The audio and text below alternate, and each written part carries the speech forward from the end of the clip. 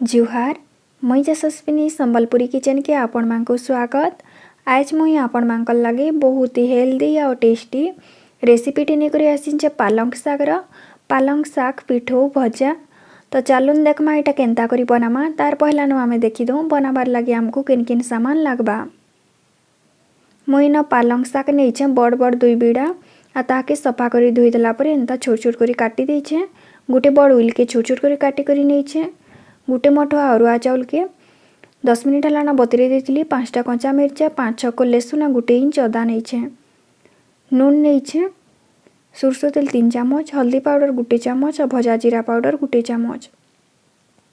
तो एछन आमे ताके टिके पानी देकरी चिकन करी बाटी दमा। तो देखुन मुई ताके बाटी देइछे आ ताके बेसी पानी आनी करबे टिके मोटा करी बाटी थिबे।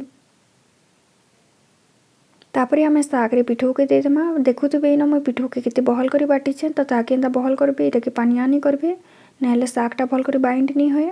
तापरे इते दे देमा जीरा पाउडर आउ हल्दी पाउडर स्वाद अनुसार देमा नून आउ ऑयल। आपण माने जदि जीरा पाउडर नहीं देबार बेले पिठो बाटला टाइम रे जीरा गोटा जीरा दे पारबे आ कंचा मिर्चा जगह रे सूखा मिर्चा रो यूज भी करि पारबे। तो एछनी ताके भल करी मिसे देमा।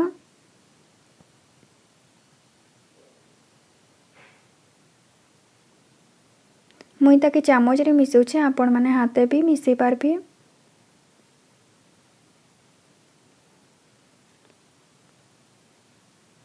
देखुनी न मुई भल करी मिसे दीछे।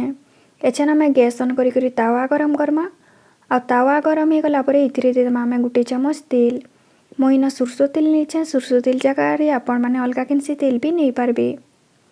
तेल गरम हे गला परे आमे इथिरे साग के देमा। और देखुन मुई न 2 चामच लेखा साग दउछे आ ताके टिके एंता गोल कर दउछे।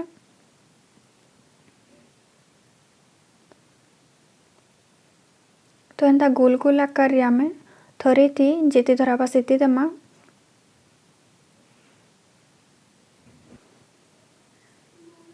इताके बेसी मोटा नहीं करबे। बेसी मोटा कर देबे हेले भीतरटा कंचा रही जिबा सीझी नहीं पारी भल करी।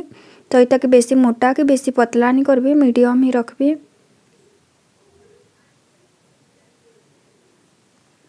देखुनी न थरे रे मु 4टा देइछे। इताके आमे मीडियम फ्लेम रे गुटे मिनिट छाड़ी देमा। गुटे मिनिट ही गला न एछन आमे इताके लेउटी देमा। देखुन इटा किते भल से हेइछे। टिके गोल्डन ब्राउन भी हेइ जाइछे और क्रिस्पी भी हेइछे।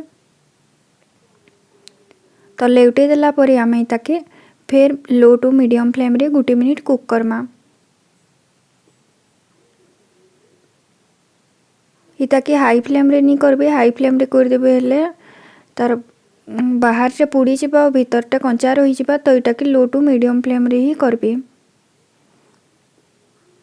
तो इटा हेइ गला न एछन आमे ताके गुटे प्लेट रे बाहर कर देमा। आ बाकी जहा अच्छे ताके भी आमे एंता सेम प्रोसेस रे फ्राई कर दमा।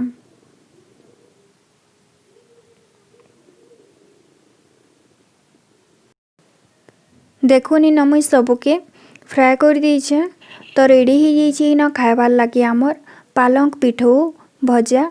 इटा आपण माने गरम गरम भात किंबा पखाल संगे खाई पारबे और खाली एंताटाके भी खाई पारबे। इटा बनाबार लागि जेते बेसी सहज खाइबार लागि हेते बेसी टेस्टी और हेल्दी भी है। तो आजिर रेसिपीटा आपण मानकु केनता लागला जे प्लीज कमेंट करी करी बताबे। जदि मोर वीडियो आपण मानकु भल लागला बेले प्लीज वीडियो के लाइक कर देबे शेयर करबे और चैनल के सब्सक्राइब करबार लागि नहीं भूलबे।